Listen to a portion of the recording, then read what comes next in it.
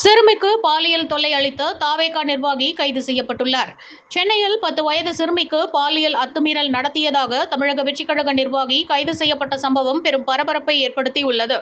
மயிலாப்பூர் பகுதியைச் சேர்ந்த 10 வயது சிறுமி கடந்த சில நாட்களுக்கு முன்பு ஆர்கே நகர் தொகுதிக்குட்பட்ட பகுதியில் உள்ள தனது உறவினர் வீட்டிற்கு வந்திருந்த போது அதே பகுதியைச் சேர்ந்த தினேஷ் என்கிற பாம்பு தினேஷ் என அழைக்கப்படும் நபர் விளையாடிக் கொண்டிருந்த சிறுமியை தனது வீட்டிற்கு அழைத்துச் சென்றதாக கூறப்படுகிறது. அங்கு சிறுமியிடம் அவர் பாலியல் அத்துமீறலில் ஈடுபட்டதுடன் அதனை வெளியில் கூறினால் கொன்றுவிடுவேன் என்று மிரட்டி கொலை மிரட்டலும் விடுத்துள்ளார்.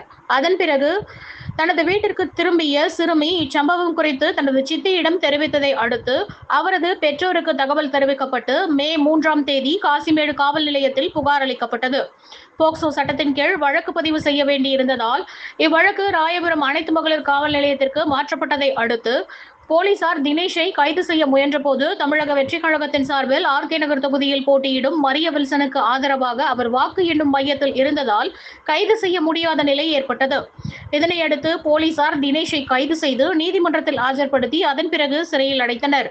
கைது செய்யப்பட்ட தினேஷ் ஆர்கே நகர் 43வது வார்டில் தமிழக வெற்றிக் கழக வட்ட செயலாளராக இருப்பதும் அத்தொகுதியில் போட்டியிட்ட கட்சி வேட்பாளருடன் தேர்தல் பணிகளில் ஈடுபட்டவர் என்பது குறிப்பிடத்தக்கது.